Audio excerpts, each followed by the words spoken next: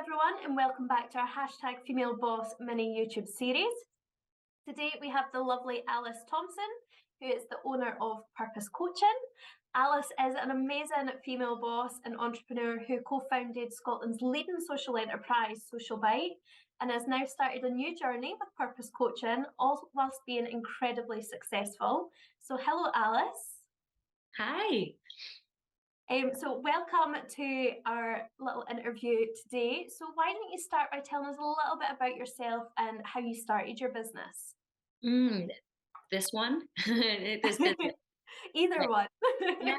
So, a bit about me. I am someone who likes deeper conversations, and I don't do well with small talk. So, I'm kind of anyone that likes to kind of keep things surface level, keep things polite, keep things moving forward in that kind of very simple way. I'm a nightmare for that kind of person, and no one like that should work with me. um, so that's kind of, I suppose, why coaching lends itself to me so well. And how I set up my business was I actually started getting purpose. Well, I started getting business coaching when I was at Social Bite still. And I had a belief that if I found a coach, I think maybe I'd seen, like Tony Robbins before, and that's like what coaching is. You kind of get barked at and given good ideas. And I thought that was what I needed, someone to help me sort of, I think probably, I was so young when we started Social Bite, there was no training or anything like that. We had to figure it all out as we went, which so many entrepreneurs, will tell you. So I think I needed a business coach in my mind to have someone kind of tell me like, this is what to do, to be like a real business shark, to take yourself to the next level. And I was really lucky that the coach I got was just amazing. And she really, challenged some limiting beliefs and helped me create a plan for how to move forward rather than just being stuck in the feelings or the reactivity. And, I'd done a lot of therapy and CBT and stuff like that for anxiety before, but I'd never been in a space where someone was just pulling the thoughts out of my head and helping me lay them all out on the table and have a look at them and then organize them properly, as well as pushing me to problem solve for my own life. So it was, yeah, so different to therapy, so much more kind of, for someone that's ready for change, to want something to move forward.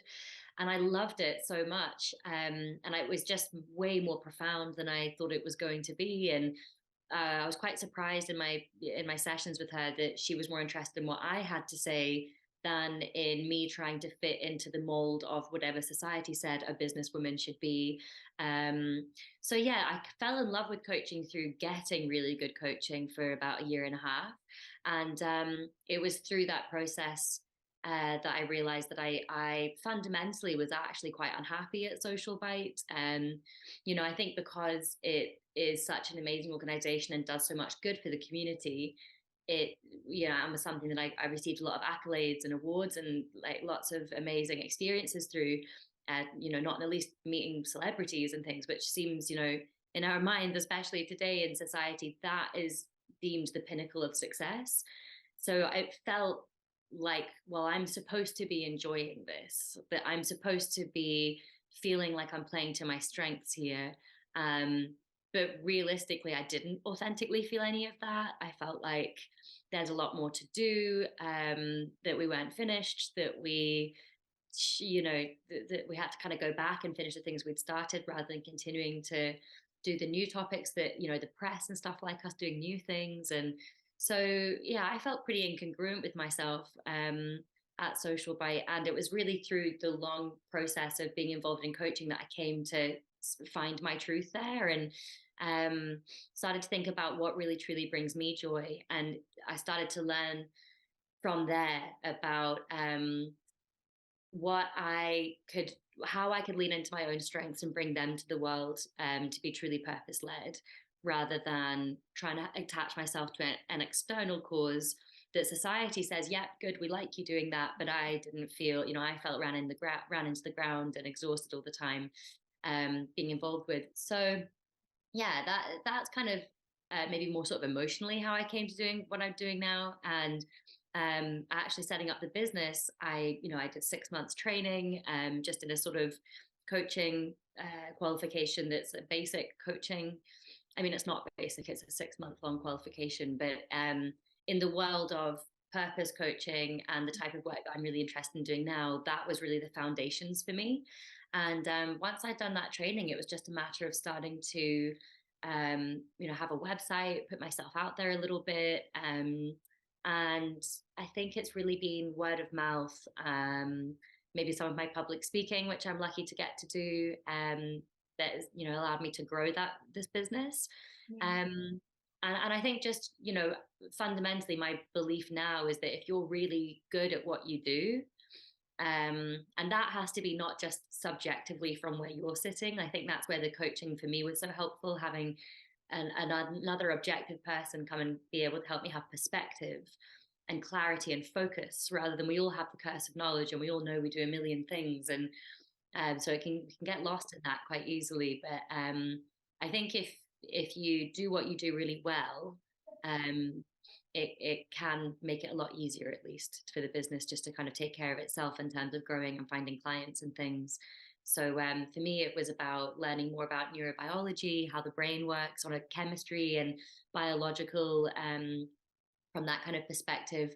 And I started learning about the Enneagram of personality, which is a really helpful tool for coaching, for understanding someone's motivations and how to help them move towards more available paths of growth for every particular personality type, rather than, you know, almost, it would be a pretty sweeping statement to say that, but I'm tempted to say that, a lot of self-help books and personal development material is really helpful and has some nuggets in it for everyone, for sure. But essentially, every personality is so different. Certain things are going to work better for them than others. And so I really love working like on that deeper level with the Enneagram. And so, yeah, that's, believe it or not, that's the short version of how I set up this business. No, it is amazing and it is really inspiring, the fact that it is the deeper conversations that you wanted to get into and have a look. And I totally agree with you in the fact that you need to do something that you enjoy and you're getting that fulfillment out of. Like, it's Yeah. something I always say to anyone, like, if you're looking, especially at starting a business, make it something you enjoy. Like, I'd run my own business, and if someone had told me at school that I'd be teaching fitness classes, I'd have laughed because I hated PE. Um, that's But so it's finding something that you enjoy and it's fun whilst you're doing it. Yeah, absolutely. That's been one of the interesting things about like learning about neurobiology for me, was understanding that, so we have this term being purpose led, and we all tend to think of an external cause. If we attach ourselves to an external cause, we're doing purpose led work. But really, there's a part of the brain called the orbitofrontal cortex, and it's just here behind our eyes. And it's a really fundamental, it's one of the only four parts of our brain that's involved in goal setting and achieving. So if we want to achieve any goal, whether it's a small one, for this week or this month, whether it's a big one, a 5-year goal for our business or our dreams, the orbitofrontal cortex is fundamental to that process and to your ability to perform. So understanding its role and purpose was quite mind blowing for me, kind of retrospectively learning where I had gone wrong if I was looking to really be fulfilled and purpose led. Was that I had found an external cause, which was great, but I wasn't aligned with my internal cause, which is about the more kind of one to one or small group work, deeper conversations, creating change and transition through that kind of human to human support. And so, yeah, I really had to kind of focus on, how do I do that, the thing that I love doing, and attach myself to an external purpose and cause as well. So I love doing what I do because I'm able to have high paying clients that enable me to give time for free to other social enterprises, young social entrepreneurs that are just getting going, especially ones that I can see, similarities, like, oh, that's very similar to me when I was in my early 20s. I love taking them on for free and being able to give them that support, helping them think strategically, helping them problem solve their business problems so that they can take things to the next level. And a couple of my favorite clients are my pro bono clients that are specifically working in climate positive change, and their organizations are working in carbon removal, which, I mean, who I had no idea carbon removal was a thing. And so Yeah. once I found that out, I was like, I had this person, this group of incredible women, She's a Mexican woman and based actually in England now, but her organization is based around Edinburgh. And their organization, I just thought that person, that organization, I want to throw the full weight of my support behind that kind of purpose-led organization. And I can be really helpful and fundamental to someone's progress, thinking, strategy by doing what I love and enabling a really important external cause. And I get to have several external causes now rather than one all-consuming cause that, unfortunately, for my personality type was quite overwhelming because, that was an interesting thing about my own journey of learning about my own Enneagram type, my own personality Yeah. type on the Enneagram.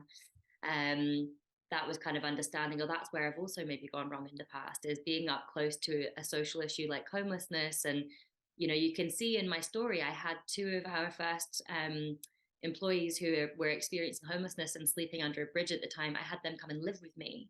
So, and I'll never regret that. It's one of the best things I ever did. But moving forward in life, you do kind of start to realize, hang on, there does have to be boundaries. I can't take every person on the street home with me. I can't hire every person. But that was the feeling I had, was that there was this endless need that no one person can fulfill. So yeah, for me, it was really important to become aligned with my purpose, internal and external. And that would be what I would want purpose-led leaders to go away with, is it matters my experience of the purpose cause as well, not just that the outside thing is getting done. They both have to matter. Oh, If you want to, 100%. if you want to, operate with peak performance in goal setting and achieving, it's just, I love telling that to corporate people, like purpose is actually fundamental to your peak performance at goal setting and achieving with anything. So we need that purpose to be aligned. I know, and I bet half the time it blows their minds and they're like, I didn't know that was a thing. It's Yeah, all so interesting. yeah. So, across college courses, life in general, work, self employment, we all feel like there's this need to portray confidence all the time. So, for those that, might struggle with their confidence and is trying to work on it, what sort of tips would you give them if that is something that they're trying to work on? Yeah, absolutely. So, I mean, this is something I struggle with a lot as well. And that's the funny thing about being a coach. And my clients often can't believe it, because as a coach, your role is to be neutral, Mhm. to ask questions, to listen, to, if you're like me, you want to understand different parts of the brain and bring that in as well where it's helpful. But essentially, because I'm a neutral party, and we tend to do this to therapists as well, we kind of assume that their life is, up here and they know what they're doing. But like, I feel like a mess most of the time. Monday morning, this morning, I was just like, oh, we've got a leak, the bathroom's leaking on the shop downstairs. We've got a plumber here today. I was moving things up through a bedroom window because it was too long to get through the stairs this morning. So, that everyone's life is not as it seems from the outside. So I would say tips for people, and this is something I've been working on myself the last few years. I'd say experientially, like as a sort of tip from my experience, I would say even the people who seem really confident and like they know what they're doing. I'm thinking of, board members we've had over the years who I so respect and always put up on a pedestal because they're already, so accomplished and further on in their life. So, I always assumed they know better. They probably know, and I should just shut up and try and act like I belong here, even though I don't really feel like I do. What I came to learn from having so many, over 9 years, you have all sorts of different board members moving in and out of the organization, and not just board members, public figures, people that you would do things like this with, that I got to know over the years.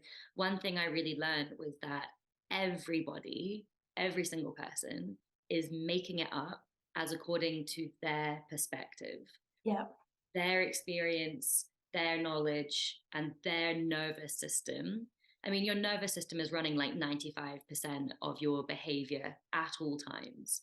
So we have to kind of disempower, in a funny sort of way, we have to, in our minds, disempower the people around us who we assume are doing fine and know what they're doing, and realize they're making it up as well. They might seem more confident than me, but actually if I went home with them tonight, I'd probably see, their whole life and no one is perfect.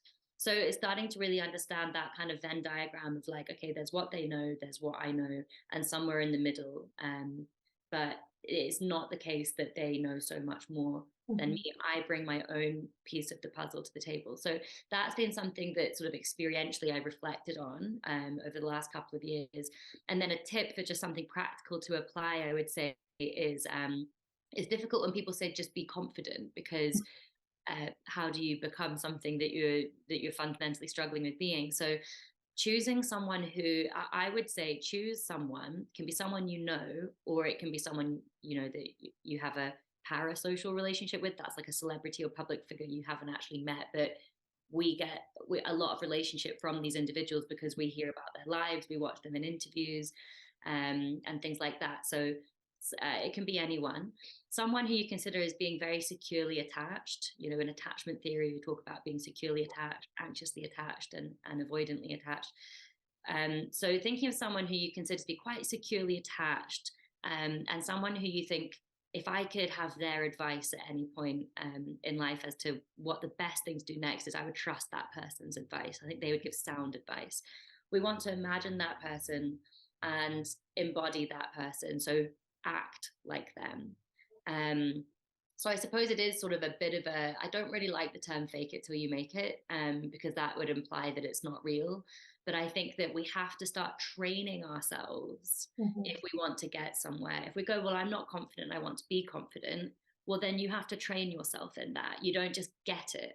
It's a muscle we need to strengthen. So thinking, what does that look like to me? Who do I respect? And who can I try to embody a little bit today? And I remember practicing this a few times myself when I had someone I was in conflict with at work, and I found it really nerve-wracking to come in the office in the morning, and we had a big open plan office, and walking through the office, I just felt like that's just the most terrifying part of my day. Once I get to my desk and I can kind of, get on with everything, that's a different thing.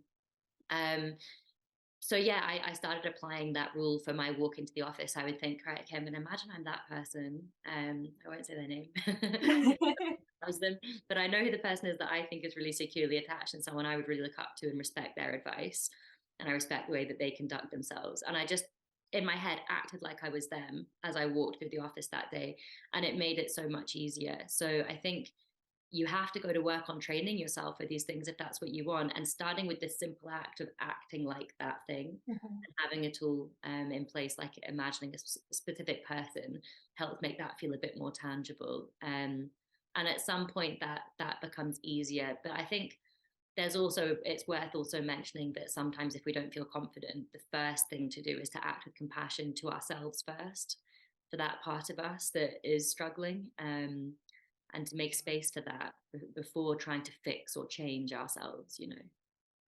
No, I love that, especially when you said like to think of it like a muscle.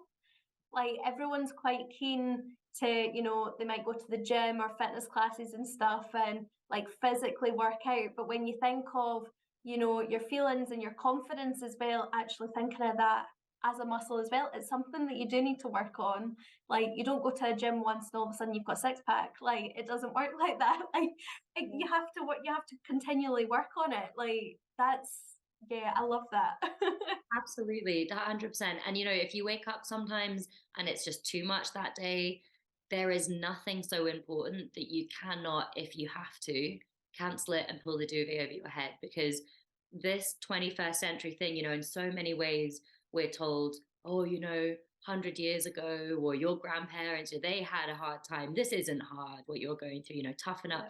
We get that narrative a lot. But what we fundamentally misunderstand from that is the amount of dopamine that is drained from our nervous system on a day-to-day basis as a result of constantly being available. I mean, just as recent as 20 years ago, we were not on our phones like this, constantly available to everyone we know. Emails, the internet and technology was supposed to liberate us. It was supposed to shorten our work days. So how are people still working late into the evenings? No, now that we can send an email or pick up the phone or have a video call and things can be resolved so soon, it's like things just move faster. So things are moving faster than ever in human history. Our dopamine system is, we have dopamine receptors in every single cell of our body. Dopamine is a fundamental molecule to our motivation, our picture of success, our experience, not our picture of our experience of success. And mainly the way it gets misunderstood is that it's a reward molecule. It's not. It's really more about motivation and being able to drive forward. So, this generation more than ever, that molecule is drained from social media, from WhatsApp, from getting a text will Mhm. create dopamine, not as a reward. Oh, I got a text, as a push of I need to reply to that. And so, no wonder it's hard for people sometimes. So I definitely want to just sort of empathize with people that are in that space as well. Something can always be done to move out of that space. So when we get into the kind of victimhood of it, is very attractive as well, victimhood. I've been there, I go there, regularly still, and I have to have a word with myself as well. But when we find ourselves, I think, having those days where we just want to stay in bed, I think it's important to know that's okay to do that sometimes. And equally, when we venture into that victimhood that's becoming quite alluring and disempowering, we equally have to know when to snap out of it, Mhm. try a little bit harder, and put ourselves back into that training mindset that we were talking about. No, 100%. And like, especially with the mobile phones, I've only just recently started with the notifications. My notifications at 5 o'clock go off for absolutely everything, like even social media. And it's like, if the phone pings, it pings and you're straight on there and you're like, I need to reply just now. Whereas if you don't see the notification, you're not then on it. So you don't feel that need of, well, that person's waiting on a response. So I totally get that. Life can be a little bit slower if we slow down in our Yeah. responsiveness. No, 100%. And when it comes to setting up a business as well, a lot of people, well, setting up a business or doing anything, we all have imposter syndrome. And, we've all got that small voice. But I know when I set mine up, there was that voice constantly going, this isn't going to work. And, there's people out there that can do it so much better. So, in terms of, overcoming that whilst trying to set up a business, what sort of tips would you give for people for that? I think that's a really tough one, and especially the last couple of years, we're out of, well, we're not really, but sort of according to society, we're out of COVID now. And so I think, a lot of businesses and a lot of startups really struggled and, more than ever to get through that time and have had to close down. And people have children and have to make choices about income and things like that. So it's been, heartbreaking to watch people Mhm. have to make some of those harder decisions. But I would say that when it comes to setting up a business and trying to have that belief in this will work out, it's, I mean, maybe I've had a different experience to what you were saying, like when you think, is this gonna, we of course always have moments of, is this gonna work? But I think if that's a repeated, in my experience, if that's a repeated concern Mhm. over, a significant period of time, then it does become a question that's worth asking.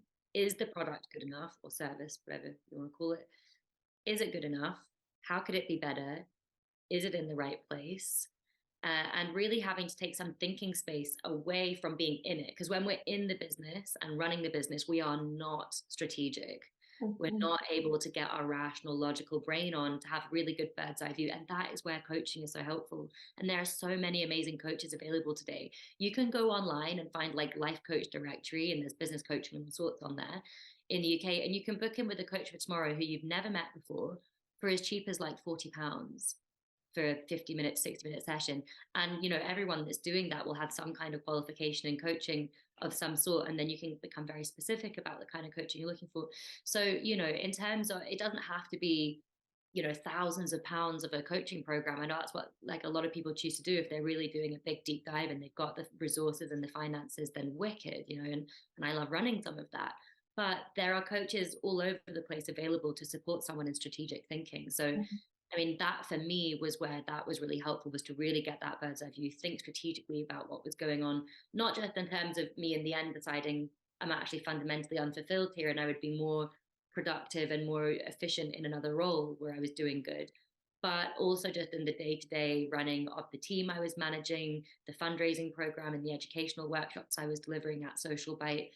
It really helped me just to think strategically. So I would say if that is an ongoing concern, that is an indicator that you need extra support, and Mhm. maybe investing in a bit of coaching, maybe getting funding for a coaching. Some programs offer one-to-one coaching, sort of government funded programs and things often have that. So that's where I would go for that. But I would say my personal experience of social bite and of purpose coaching, this business I'm doing now, I don't think I think I've always blindly believed like this will work. I Yeah. know I know that this will work. I know that it's going somewhere. And so I think you need to know that you do believe in this is really good what I'm offering. And Mhm. I would want to use this service. I think it's priced right. Um, I think it's available in the right places. We have to sometimes do the hard thing of going, I need to invest money if I want it to be seen in the right places and things like that. So if it's getting exposure and it's not taking off, there are hard questions to ask. And that is the reality of business. And there are places to go to be asked those questions, to ask ourselves those questions. Coaching space is a great one. Um, Support from peers, and there's so many amazing think tanks and places that we can go to as entrepreneurs if we're willing to put ourselves out there a little bit and try and create that community, networking events and things like that. So yeah, I think not a simple answer for that one maybe. Mhm. My experience has always been blind belief. Like I always, as soon as I decided I wanted to be a coach, I knew it was a matter of just getting the training, making a good website, and then making sure that website was wherever it had to be seen. And um so yeah, is it that, well, if 50,000 people on someone's social media saw my product service, they would use it. Okay, well, then what influencer do you need to buy the time of, or try and create some kind of a mutual value relationship with that gets to your target audience? There's always a way if Mhm. it's a good product or service that people want that's priced correctly. Definitely. And I think the whole networking and finding a mentor that can help you through it as well is such a valuable piece, when not even just when you're setting up a business, but when you're running it as well. Yeah, yeah, absolutely. Yeah. So the coaching is really more about, let's dive into your brain and see what's going on, assuming you're the specialist in your life, and figure it out from there. And the mentoring is more, you've been here before. How can I do what I'm doing more efficiently? So they're two different hats, but often a coach will mentor as well, like, and be able to offer that service too. And I think having a mentor, if you're starting a business, is such an amazing asset. The only thing to be aware of is to make sure you do always recognize that your intuition should always take precedent. Definitely. So, for the students who are watching this or taking part in our hashtag Female Boss program, and they have that idea, but maybe not sure where to start in setting up their business, what hints or tips could you offer them if they're looking to do that? Okay, so it depends, I suppose, on what stage they're at. If it's idea in the head, then for me, this will be very personal for everyone, depending on their learning style and all of that. But for me, it's about making it feel real. So I have to go about putting together a PDF usually to sell this product or service and map out, how it works. I use for that, to make it really sort of concise and focused, I use the story brand. You can Google Donald Miller story brand, and is that his name? I think that's his name. Um, yeah, there's a free PDF download where he kind of prompts you with 7 different things to think about to create your story brand, and you can populate it that way. So that kind of helps give you a narrative for, okay, that's what the story is for this brand. um what is the offer? He takes you through the whole thing of, how to make it real simple. Like, people like to have a plan given to them with 3 steps. Much more than 3 steps required in getting access to your product or service confuses people. So I like to start by making sure that the offering is clear in my head, which for me is usually a PDF, then the website, then the PDF maybe goes on the website if it's like a pricing or a rates PDF, um, or maybe it becomes the website. So once that's done, it feels real. And then Mhm. the next step is always just looking at, okay, well, where is it I want to be? And what are the steps between now and then? Okay, if in a year's time I want 50 customers, um, where are those customers? Where do I need to make sure this website is placed? Or if you're a physical shop, okay, well then where do I need to be advertising this service, this product that I'm selling from this physical shop to make sure people come here to my shop window. Um, so yeah, it's always about knowing where you're going and knowing the steps to get there. And if the problem is making those steps clear, and accountability, then again, coach is a great resource for that. There are some amazing coaches out there that are not too expensive. And if motivation is the issue, like I've got this great idea, I know what I need to do to get there, but I'm just not finding the time or the motivation to really do it, because that's, again, dopamine drained, that's a problem. Then a really good thing to know as well is that the another part, one of the other four parts of your brain that's involved in goal setting and achieving, is the amygdala, which is responsible, as most of us know now, for fear and anxiety. And I mean, that's kind of the way we talk about it, but really it's sort of our animal response system. It's where a lot of our feelings come from. And so what that tells us is that we can have a great picture of where we want to end up for, until the cows come home, but unless we know what the negative things are associated with not taking action, unless we know what the opposite to that dream is, how crap things can get if we don't take action, unless we're really clear on the negative consequences of our lack of action, motivation to actually do a task is very scarce, which is why when a deadline is further away, many people find it harder to work on that deadline because the amygdala isn't really worried about it yet. Yeah. The amygdala kicks into gear as we get closer to a deadline, because the fear of, oh my God, if I don't do this, what's going to happen? We don't consciously have these thoughts, of course, but biologically, unconsciously, this is all going on to create a sense of motivation to make us act. So yeah, there's some steps for going from, what's the goal? Are we clear on that? Okay, well then what are the steps that someone would have to take to get to that goal? That's kind of nice and simple. It probably sounds stupid to even suggest it, because anyone listening is probably like, well, duh.